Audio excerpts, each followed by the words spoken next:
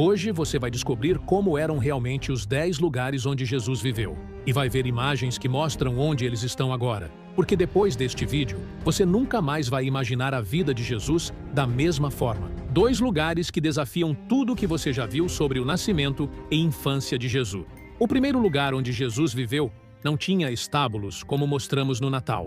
Lucas 2:7 menciona uma manjedoura, porque as casas judaicas tinham arquitetura específica, família no andar superior, animais no térreo durante o inverno para aquecimento. Maria deu à luz no térreo de uma residência normal, onde o coxo de pedra alimentava o gado da família. Não era extrema pobreza, era a vida cotidiana da época. Belém, então, era uma comunidade pequena, dedicada à criação de ovelhas, conforme Miqueias 5:2, que a chama de pequena entre os milhares de Judá. Campos de pastagem se estendiam ao redor. Pastores vigiavam rebanhos ao ar livre, conforme Lucas 2:8 descreve. Belém hoje é uma cidade palestina moderna. A Basílica da Natividade, construída em 339 d.C., domina o centro histórico. Visitantes descem a Gruta da Natividade através de uma entrada baixa chamada Porta da Humildade, onde uma estrela de prata marca o local tradicional do nascimento. A mudança é evidente. Campos abertos deram lugar a construções urbanas. Onde pastores circulavam livremente, agora há muros de separação e controle militar. Mas as colinas preservam olivais e vinhedos, que Maria e José reconheceriam. O segundo lugar revela uma infância totalmente diferente do que imaginamos. Nazaré era tão irrelevante que Natanael perguntou: "Pode vir alguma coisa boa de Nazaré?", conforme João 1:46. A pergunta demonstra o desprezo regional que a aldeia enfrentava. Escavações arqueológicas confirmaram que Nazaré do século I era extremamente pequena. As residências eram cavernas naturais, ampliadas com muros de pedra calcária branca na frente. Jesus literalmente cresceu numa casa-caverna. A aldeia ocupava uma única encosta rochosa. Crianças exploravam cavernas naturais. Mulheres coletavam água em cisternas escavadas manualmente. O trabalho principal era agricultura de subsistência e criação de cabras. Nazaré hoje é a maior cidade árabe de Israel. A Basílica da Anunciação, concluída em 1969, é a maior igreja do Oriente Médio. Sua arquitetura moderna sobrepõe-se às escavações que preservam restos da aldeia original. A expansão urbana transformou colinas inteiras. Ruas pavimentadas substituíram trilhas de terra. Edifícios residenciais ocupam encostas onde antes só cabras conseguiam subir. Mas elementos permanecem. Sob a Basílica moderna, arqueólogos preservaram fundações de casas do século I. Cisternas antigas ainda funcionam. Fornos de pedra mostram onde famílias preparavam alimentos. A vista do alto continua impressionante. Jesus tinha perspectiva completa do Vale de Jezreel, região considerada entre as mais férteis do mundo. Campos de cereais se estendem até o horizonte como um mar dourado. Hoje, essa mesma vista inclui elementos modernos. Torres de comunicação pontilham as colinas. Estradas asfaltadas cortam campos que Jesus via intocados. Tratores trabalham onde antes passavam arados, puxados por bois. O Vale de Jezreel permanece extremamente produtivo, mas métodos mudaram completamente. Irrigação automatizada substituiu dependência das chuvas. Variedades híbridas de trigo crescem onde antes havia grãos primitivos. Uma descoberta recente chamou a atenção. Arqueólogos encontraram em Nazaré restos de prensas de azeitona e lagares de vinho do período romano. Confirma que a economia local incluía processamento agrícola, não apenas subsistência básica. Destes 2 locais de origem humilde, Jesus partiria para cenários completamente diferentes. Cidades cosmopolitas e águas que testemunhariam o início oficial de sua missão divina. O terceiro lugar onde Jesus estabeleceu residência era Cafarnaum, conforme Mateus 4:13. Deixando Nazaré, foi habitar em Cafarnaum. Não foi visita temporária, foi mudança de domicílio permanente.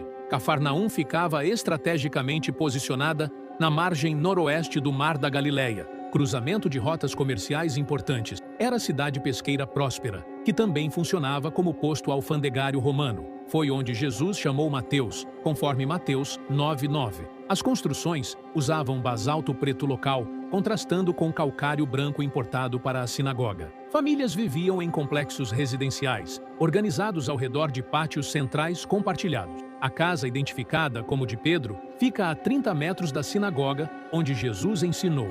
Marcos 2:1 menciona que quando Jesus estava em casa, multidões se reuniam até não caber mais ninguém.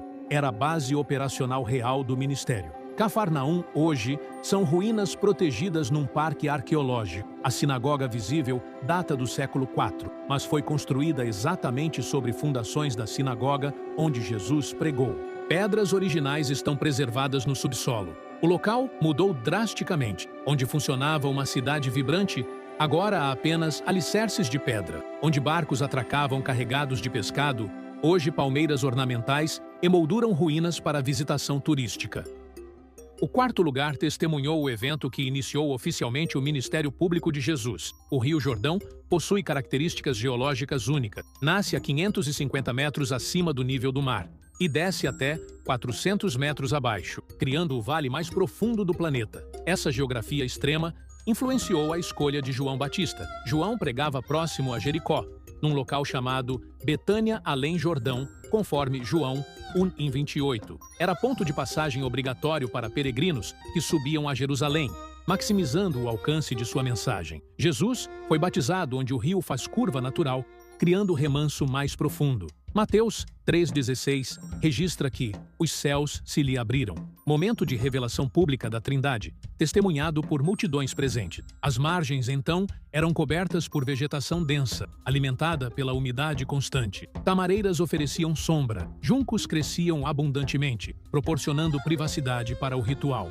O Rio Jordão hoje enfrenta desafios ambientais severos. O fluxo diminuiu significativamente devido a represamentos upstream para a irrigação. Onde corria um rio caudaloso, agora é mais um riacho. Qasr el-Yahud, local tradicional do batismo, foi transformado em sítio arqueológico protegido. Peregrinos descem por escadas de concreto até plataformas flutuantes para tocar a água. Cerimônias de batismo acontecem diariamente. A vegetação original foi substituída por paisagismo controlado. Onde havia wilderness natural, agora existem jardins planejados com placas informativas em múltiplas línguas. Mais ao norte, Yardenit oferece instalações turísticas completas, vestiários, lojas de souvenirs, degraus de mármore descendo até a água. É a versão comercializada da experiência de batismo no Jordão. Uma mudança fundamental afeta a experiência. Onde João batizava em relativo isolamento, hoje milhares de turistas visitam simultaneamente. Onde havia silêncio contemplativo, agora há burburinho constante de grupos organizados. Mas algo permanece inalterado. A água continua fluindo na mesma direção. O mesmo rio que tocou o corpo de Jesus ainda corre em direção ao Mar Morto, carregando sedimentos das montanhas onde tudo começou. Dessas águas transformadoras, Jesus partiria para montanhas onde faria revelações que redefiniriam completamente a compreensão de sua identidade divina. O quinto lugar onde Jesus levou seus discípulos possui um significado que poucos percebem. Cesareia de Filipe ficava aos pés do Monte Hermon, onde brotam as nascentes principais do Rio Jordão. Não foi escolha casual, foi seleção estratégica. A cidade, no século I, era centro religioso dedicado ao deus Pan. Uma caverna natural de onde jorrava água cristalina era considerada entrada para o mundo subterrâneo. Herodes Filipe construiu templos de mármore branco ao redor da nascente. Foi neste ambiente carregado de simbolismo pagão que Jesus fez a pergunta crucial. Mateus 16,15 registra: "E vós, quem dizeis que eu sou?" Pedro declarou: "Tu és o Cristo, o Filho do Deus vivo." Confissão feita literalmente diante de santuários dedicados a divindades falsas. Cesareia de Filipe hoje é o Parque Nacional de Banias, preservando as nascentes e ruínas arqueológicas. As mesmas águas que testemunharam a confissão de Pedro continuam brotando com força inalterada há milênios. Os templos romanos são agora fundações cobertas de vegetação. Placas explicam onde ficavam altares e estátuas. A caverna sagrada virou atração geológica com passarelas metálicas para visitantes. O sexto lugar oferece a vista mais emocionante de toda a Terra Santa. O Monte das Oliveiras proporciona perspectiva única de Jerusalém. elevando-se 818 metros acima do nível do mar no lado oriental da cidade. Lucas 21:37 confirma que Jesus passava a noite no monte que se chama das Oliveiras. No período do Segundo Templo, o monte era coberto por pomares centenários. Algumas oliveiras tinham troncos tão volumosos que várias pessoas não conseguiam abraçá-las completamente. Era propriedade privada de famílias que extraíam azeite para comercialização. Deste ponto elevado, Jesus contemplava o templo de Herodes em toda sua magnificência. Pedras douradas brilhavam ao nascer do sol.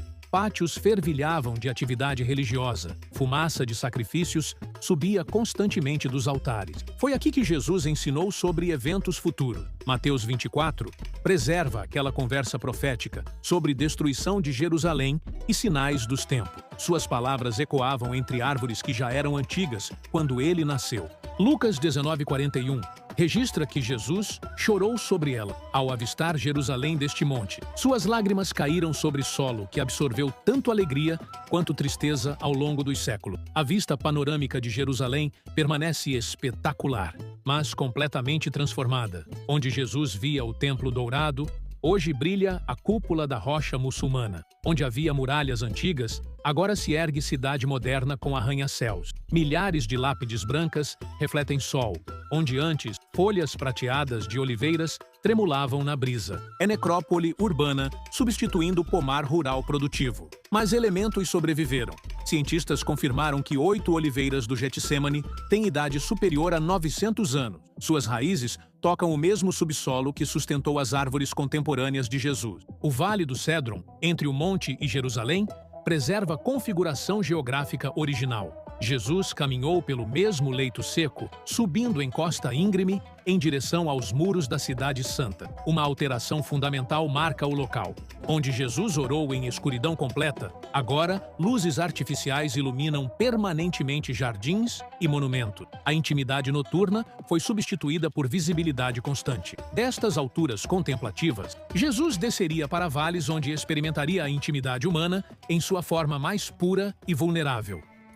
O sétimo lugar onde Jesus encontrou intimidade familiar era Betânia, aldeia localizada a 3 quilômetros de Jerusalém, conforme João 11:18. Era refúgio pessoal, onde podia ser simplesmente humano, longe das pressões ministeriais. Betânia, no século I, era a comunidade agrícola construída na encosta leste do Monte das Oliveiras. João 11:1 identifica como aldeia de Maria e de sua irmã Marta. As famílias viviam da agricultura e criação de animais domésticos. A residência de Lázaro, Marta e Maria seguia padrão arquitetônico judaico. Sala principal com fornos de pão, quartos menores para descanso, cisterna subterrânea para armazenar água da chuva. Pátios centrais serviam para refeições e trabalho doméstico. João 11:5 registra explicitamente: Jesus amava a Marta e a sua irmã e a Lázaro. Era relacionamento genuinamente familiar, não apenas hospitalidade religiosa protocolar. Esta casa oferecia ambiente onde Jesus podia relaxar completamente. Foi aqui que aconteceu a ressurreição mais detalhadamente documentada. João 11 preserva especificidades. Lázaro estava morto há 4 dias, enterrado conforme costumes judaicos, sepultado em caverna fechada com pedra. Betânia hoje se chama Al-Eizaria, nome árabe derivado de Lázaro. É cidade palestina que se expandiu muito além da aldeia original. Construções modernas ocupam colinas onde antes havia apenas terraços agrícolas. A tumba tradicional de Lázaro recebe visitantes através de escada íngreme que desce 24 degraus até câmara subterrânea. É escura e claustrofóbica, exatamente como seria a sepultura típica do período. Fundações de igreja bizantina do século IV marcam onde tradição localiza a casa de Marta e Maria. Mosaicos preservados mostram símbolos cristãos primitivos, evidenciando veneração contínua do local. A transformação urbana é evidente. Onde havia aldeia pacífica dedicada à agricultura, agora existe cidade com infraestrutura moderna. Onde Jesus caminhava livremente, divisões políticas atuais complicam o acesso entre Betânia e Jerusalém. Se você acredita que Jesus ainda transforma situações impossíveis hoje, como transformou a morte de Lázaro, comente: Jesus é ressurreição e vida, e fortaleça quem precisa de esperança renovada. O 8º lugar revela engenharia hidráulica que impressiona especialistas modernos. Jericó possuía sistema de irrigação extremamente sofisticado para os padrões antigos. Aquedutos canalizavam água de nascentes distantes através de canais escavados na rocha, permitindo agricultura intensiva em região árida. A cidade antiga ficava em Tel es Sultan, elevação artificial formada por milênios de ocupação humana. Muralhas defensivas protegiam população que dependia completamente do controle artificial da água. Herodes, o Grande, construiu ali Palácio de Inverno, aproveitando o clima tropical único da região, 250 metros abaixo do nível do mar. Jardins ornamentais floresciam graças à engenharia hidráulica avançada. Jesus visitava Jericó regularmente na rota entre Galileia e Jerusalém. Lucas 19:1 registra que atravessava Jericó quando encontrou Zaqueu. Era parada obrigatória na subida para as festas judaicas. Foi aqui que curou Bartimeu, conforme Marcos 10:46. O cego clamava na estrada empoeirada que ligava Jericó ao sistema rodoviário principal da região. Sua cura aconteceu em local de passagem intensiva. Jericó hoje é cidade palestina oficialmente reconhecida como a mais antiga do mundo em ocupação contínua. Tel es Sultan virou sítio arqueológico, onde escavações revelam camadas de civilizações sobrepostas. Ruínas do Palácio de Herodes são acessíveis a visitantes, mostrando grandeza perdida. Pisos de mosaico, fundações de piscinas e restos de jardins demonstram o luxo que contrastava com simplicidade da cidade antiga. O clima tropical persiste inalterado, mas vegetação mudou substancialmente. Onde havia pomares exuberantes mantidos por irrigação constante, agora predomina vegetação natural de deserto adaptada à escassez hídrica. Uma diferença marcante afeta a experiência do local. Onde Jesus subia por trilha íngreme e perigosa rumo a Jerusalém, rodovia moderna com múltiplas faixas facilita transporte motorizado pela mesma rota montanhosa. O nono lugar onde Jesus viveu, momento de extrema humanidade, fica no sopé do Monte das Oliveiras. Getsêmani significa lagar de azeite, em aramaico. Era propriedade onde azeitonas eram prensadas para extrair óleo comerciável. João 18:2 confirma que Jesus muitas vezes se reunia ali com seus discípulos. Era jardim privado, murado, onde podia orar sem interferência das multidões que o seguiam constantemente por toda Jerusalém. No século I, oliveiras centenárias proporcionavam sombra densa para a contemplação. Plantas aromáticas cresciam selvagemente entre as árvores. Era santuário natural ideal para comunicação íntima com o Pai Celestial. Mas na quinta-feira da Paixão, tranquilidade se transformou em cenário de sofrimento indescritível. Marcos 14:33 usa termos gregos que descrevem terror paralisante. Começou a ter pavor e a angustiar-se. Lucas 22:44 registra fenômeno médico conhecido como hematidrose, sendo o seu suor como gotas de sangue caindo sobre a terra. Estresse psicológico extremo rompeu capilares subcutâneos, misturando sangue ao suor. A oração, Pai, se possível, passe de mim este cálice, ecoou 3 vezes, conforme Mateus 26:39. Palavras revelam luta interior que demonstra a total humanidade de Cristo, enfrentando o prospecto de sofrimento inimaginável. Getsêmani hoje está drasticamente alterado, mas preserva elementos surpreendentes do passado. A Basílica da Agonia, construída em 1924, protege rochas onde tradição localiza a oração de Jesus. 8 oliveiras milenares continuam crescendo exatamente onde sempre estiveram. Seus troncos retorcidos e parcialmente ocos demonstram idade extrema. Especialistas confirmam que brotaram de sistema radicular ainda mais antigo. O jardim original foi cercado por muros altos e grades ornamentais. Onde antes havia acesso livre para a oração privada, agora, existe controle rigoroso de visitação com horários limitados e multidões organizadas. O 10º lugar dividiu a história humana em antes e depois de Cristo. Gólgota era a elevação rochosa fora dos muros de Jerusalém do século I.